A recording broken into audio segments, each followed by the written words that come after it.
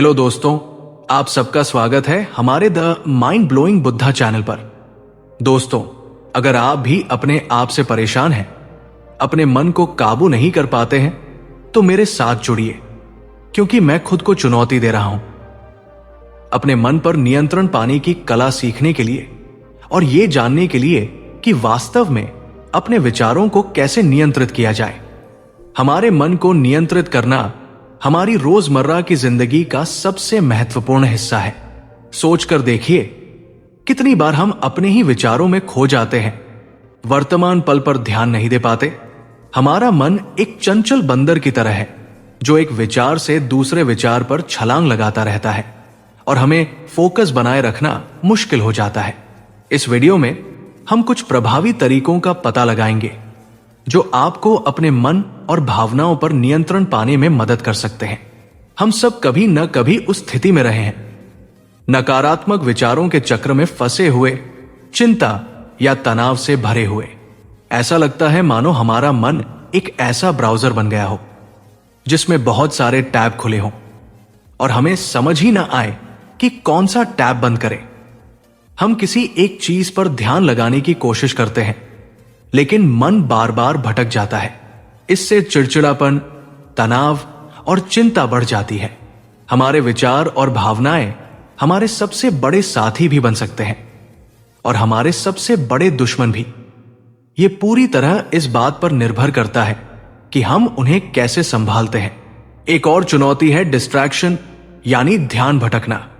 आज के समय में हमारे आसपास इतने आकर्षण और उत्तेजनाएं हैं कि रास्ते से भटक जाना बहुत आसान है। हमारा मन हमेशा नई चीजों की तलाश में रहता है और हमें सीखना होता है कि इन विकर्षणों के बीच कैसे संतुलित रहकर अपने लक्ष्य पर टिके रहें। तो सवाल यह है कि इन चुनौतियों को कैसे पार किया जाए, अपने मन और भावनाओं पर नियंत्रण कैसे पाया जाए।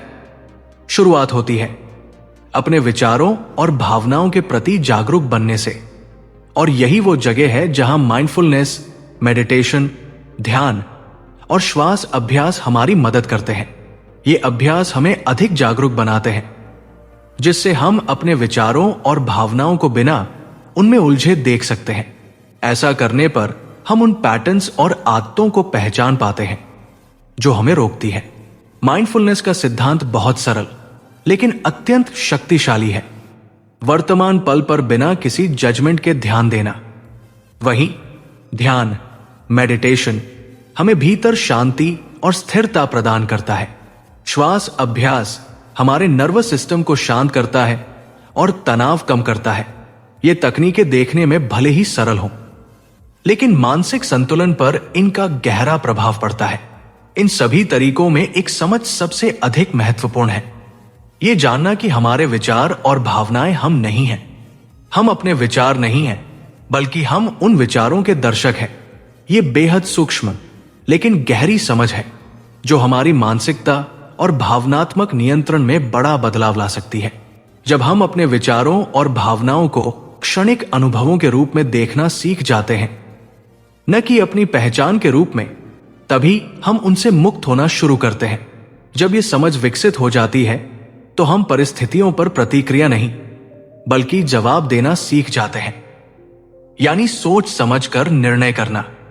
हम अपने मूल्यों के अनुसार जीना शुरू करते हैं और भीतर एक गहरी शांति का भाव जन्म लेता है। बात भावनाओं को दबाने की नहीं है, बल्कि उन्हें स्वस्थ तरीके से संभालने की है। अंत में मन और भावनाओं पर नियंत्रण पाना एक यात्रा है जिसमें अभ्यास, धैर्य और आत्म जागरूकता की जरूरत होती है। यदि आप रोजमर्रा की जिंदगी में माइंडफुलनेस, मेडिटेशन और श्वास तकनीकों को शामिल करेंगे तो आप अपने भीतर अधिक शांति, स्पष्टता और फोकस अनुभव करने लगेंगे। अगर आपको यह वीडियो मददगार लगा हो तो इसे लाइक जरूर करें और नीचे कमेंट में अपने विचार साझा करें। ऐसे और भी उपयोगी विषयों पर अगला वीडियो जरूर देखिए। नमो बुद्धाय।